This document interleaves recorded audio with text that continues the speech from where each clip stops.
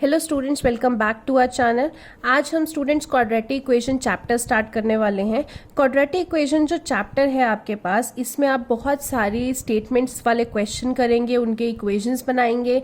आप कुछ ऐसे टॉपिक्स भी करेंगे जो आपने 9th क्लास में बिल्कुल नहीं किए हैं, जैसे डिस्क्रिमिनेंट आपने नहीं पढ़ा है, नेचर ऑफ रूट्स निकालना नहीं पढ़ा है, क्वाड्रेटिक फॉर्मूला नहीं पढ़ा है, तो बहुत सारी चीज़ें नहीं करेंगे। अभी फिलहाल जैसे हम इंट्रोडक्शन करने वाले हैं, तो इसके इंट्रोडक्शन के लिए आपको एक ही बेसिक चीज़ पता होनी चाहिए कि क्वाड्रेटिक इक्वेशन की स्टैंडर्ड फॉर्म क्या होती है। बाकी जैसे जैसे टॉपिक्स आएंगे मैं आपको करवाती रहूंगी। तो अगर मैं क्वाड्रेटिक इक्वेशन की स्टैंडर्ड फॉर्म की बात करूं तो standard form is ax² + bx + c = 0। ये आपने 9th क्लास में भी पढ़ी थी। हम पूरे का पूरा जो एक्सरसाइज है, एक्सरसाइज 4.1, ये इसी स्टैंडर्ड फॉर्म के बेस पे करेंगे। ठीक है, तो एक्सरसाइज 4.1 स्टार्ट करते हैं।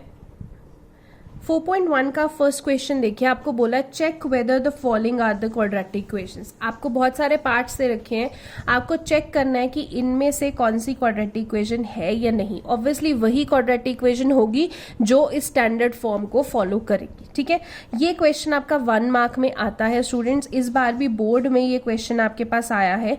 इनफैक्ट 3 मार्क्स में आया है कि कौन सी क्वाड्रेटिक इक्वेशन है या नहीं, कौन से पॉलिनोमियल्स हैं कि नहीं। तो ऐसे करके आपको पूछा था। तो अगर सिर्फ क्वाड्रेटिक इक्वेशन वाला पार्ट बोलूं तो उसमें 1 मार्क का आया था, बाकी आपको पॉलिनोमियल्स का 2 मार्क्स में आया था।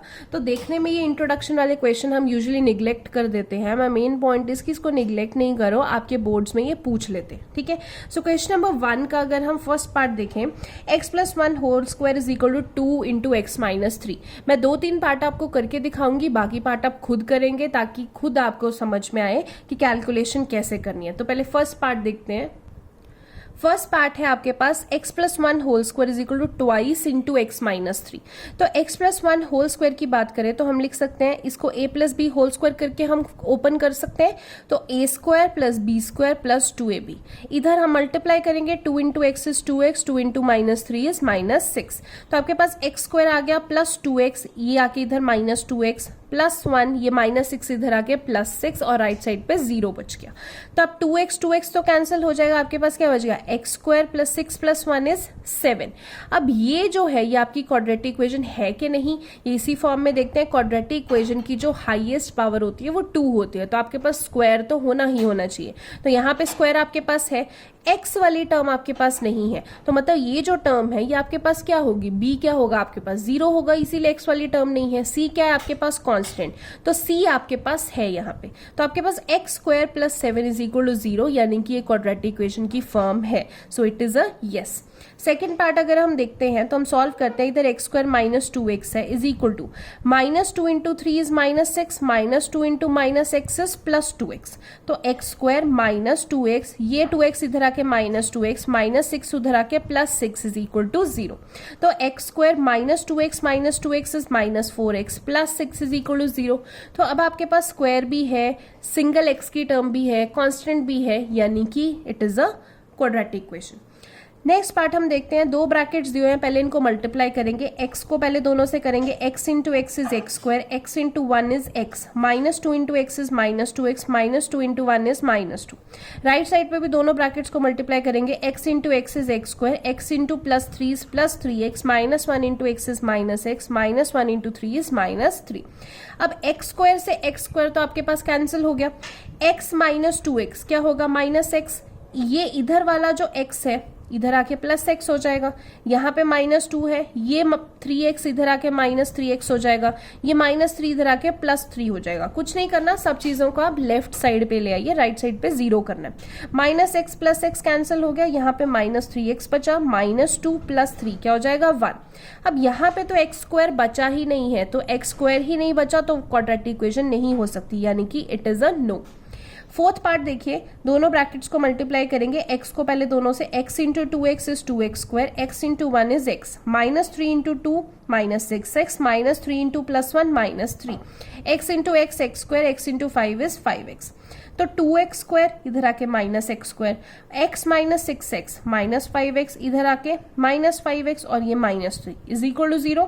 2x² - x², x² आ जाएगा, -5x -5x -10x -3। अब यहाँ पे स्क्वायर भी है, x भी है, कांस्टेंट भी है, it means it is a quadratic equation. 4th part तक मैंने कर दिया है, बाकी पार्ट्स आप खुद करेंगे। 8 पार्ट्स आपको दिए हुए हैं, यानी कि अगले 4 पार्ट्स आप खुद करेंगे। कोई भी डाउट है तो आप मुझसे पूछ सकते हैं। क्वेश्चन नंबर 2 देखते हैं। क्वेश्चन नंबर 2 में बोला है represent the following situations in the form of quadratic equation. आपको जो सिचुएशंस दी हुई हैं आपको उनको क्वाड्रेटिक इक्वेशन की फॉर्म में रिप्रेजेंट करना है। आपको यहाँ पे सिर्फ रिप्रेजेंट करने के लिए बोला है, बट मैं आपको सॉल्व भी करके दिखाऊंगी, क्योंकि यहाँ पे बीच में पूछा भी हुआ है we need to find the length and breadth, तो हर एक केस में पूछा भी हुआ तो हम सॉल्व भी करेंगे। So first part is the area of rectangular plot is 528 metre square. एक रेक्टेंगुलर प्लॉट है, उसका एरिया आपको दे रखा है। The length of the plot is 1 more than twice its breadth। Plot की लेंथ उसकी ब्रेथ के ट्वाइस करने के बाद एक और ज्यादा है। So we need to find the length and breadth. तो सबसे पहले आपको एरिया ऑफ प्लॉट दे रखा है 528 मीटर स्क्वायर। ब्रेथ पहले मान लेते हैं x, क्योंकि लेंथ के लिए आपको स्पेसिफिकेशन दे रखी है। लेंथ क्या बोला है कि ब्रेथ को ट्वाइस करके एक ज्यादा करो तो वो लेंथ बनती है, ठीक है। अब एरिया ऑफ रेक्टेंगल का फॉर्मूला आपको पता है, लेंथ इंटू ब्रेथ होता है। तो लेंथ क्या है हमारे पास 2x + 1, ब्रेथ है हमारे पास x इज इक्वल टू क्या है 528, ठीक है। इन दोनों को देखो मल्टीप्लाई करेंगे, 2x into x is 2x square, 1 into x is x, 528 इधर आके -528 हो जाएगा इज इक्वल टू 0। अब आप देख सकते हो कि पहला x स्क्वायर है, फिर x है, फिर कांस्टेंट है, ये क्वाड्रेटिक इक्वेशन बन रही है। क्वाड्रेटिक इक्वेशन को सॉल्व करने का अभी तक आपने एक ही तरीका सीखा है, that is splitting the middle term, ठीक है। फर्दर आप जाके क्वाड्रेटिक फॉर्मूला से भी कर सकते हैं, बट अभी स्प्लिटिंग द मिडल टर्म, ठीक है। अब सबसे पहले क्या करेंगे, 2 को आप 528 से मल्टीप्लाई करेंगे, ठीक है। 2 को जब आप 528 से मल्टीप्लाई करेंगे तो आपके पास बन जाता है 1056 आता है, तो आप उसके फैक्टर्स बनाएंगे, ठीक है। 1056 के फैक्टर्स बनाएंगे, फिर उन फैक्टर्स के कॉम्बिनेशन आप बना के देखेंगे। कॉम्बिनेशन से आपको ऐसे बनना चाहिए कि 2 नंबर आपके पास आने चाहिए जिनको मल्टीप्लाई करे तो 1056 बने, प्लस माइनस करके आपके पास सिर्फ 1 बने जो बीच में x है, ठीक है। तो जब आप फैक्टर्स बनाएंगे तो कॉम्बिनेशन बना के आपको पता लगेगा कि 33 और 32 इसके फैक्टर्स है, ठीक है। तो यहाँ पे x लिखना है तो मैं लिख सकती हूँ 33x माइनस 32x, माइनस 528 है। अब इन दोनों में से कुछ कॉमन नहीं आ रहा तो x कॉमन ले लेते, क्या बचेगा 2x प्लस 33। इन दोनों में कुछ कॉमन नहीं आ रहा तो -16 कॉमन ले लेते, क्या बचेगा 2x प्लस 33। तो 2x प्लस 33 ब्रैकेट कॉमन है, उसको एक बार लिख लीजिए, x माइनस 16 है उसको दूसरी बार लिख लीजिए। तो आपकी दूसरी ब्रैकेट बन चुकी है x माइनस 16, यानी कि आप सबसे पहले इसको इक्वेट करेंगे 0 से और फिर इसको इक्वेट करेंगे। तो x माइनस 16 को जब आप 0 से इक्वेट करेंगे तो x इज इक्वल टू 16 आ जाएगा। ऐसे 2x प्लस 33 को आप 0 से इक्वेट करेंगे तो x की वैल्यू क्या आ जाएगी -33/2। अब देखिए x आपने किसको माना था, x आपने ब्रेथ को माना था। जो ब्रेथ है वो कभी भी नेगेटिव में नहीं हो सकती, तो इसीलिए जो नेगेटिव वाली टर्म है उसको हम रिजेक्ट कर देंगे और x की वैल्यू 16 यानी कि ब्रेथ आपके पास 16 आ जाएगी। ब्रेथ 16 आ गई तो लेंथ निकालनी है, यहाँ पे आप x की वैल्यू पुट कर सकते हैं। तो length 2x plus 1, 2 into x की जगह 16 प्लस 1 इज 33, तो लेंथ आपकी कितनी आ जाएगी 33। सेकेंड पार्ट देख लेते हैं। सेकेंड पार्ट में आपको बोला है the product of 2 consecutive positive integers is 306। We need to find the integers. 2 consecutive का मतलब होता है लगातार, एक के बाद एक, जैसे 1 के बाद 2 आता है, 2 के बाद 3 आता है, तो दे आर कंसेक्यूटिव। तो 2 कंसेक्यूटिव पॉजिटिव इंटीजर्स का प्रोडक्ट जो है वो 306 है। आपको इंटीजर्स फाइंड आउट करने हैं, तो पहले तो उन दोनों इंटीजर्स को हम सपोज कर लेंगे।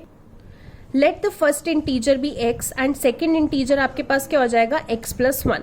दोनों का प्रोडक्ट आपके पास 306 है, तो x into x plus 1 is equal to 306। आप मल्टीप्लाई करेंगे, x into x is x square, x into 1 is x। ये 306 इधर आके माइनस हो जाएगा, -306। अब फिर से आपकी क्वाड्रेटिक इक्वेशन बन गई है, पहला स्क्वायर फिर x फिर कांस्टेंट।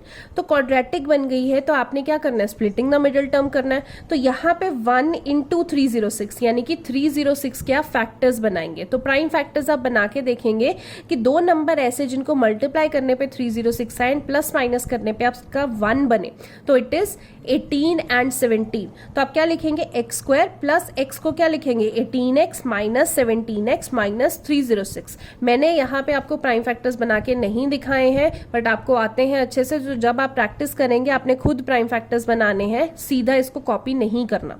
अब फर्स्ट 2 में से देखिए कुछ क्या कॉमन आ सकता है, x कॉमन आ सकता है, तो यहाँ पे x प्लस 18 बन गया, माइनस इन दोनों में से क्या कॉमन आ सकता है 17, तो इधर x प्लस 18 बन गया। ठीक है, अब ये ब्रैकेट और ये ब्रैकेट कॉमन है तो इसको एक बार लिख लेंगे, इन दोनों को इकट्ठे करके लिख लेंगे, तो x minus 17 and x plus 18 is equal to 0। तो एक बार फर्स्ट ब्रैकेट को आप 0 के इक्वेट करेंगे, x माइनस 17 को 0 के इक्वेट करेंगे, x की वैल्यू 17 आ गई, x प्लस 18 को 0 के इक्वेट करेंगे तो x की वैल्यू क्या आ जाएगी -18।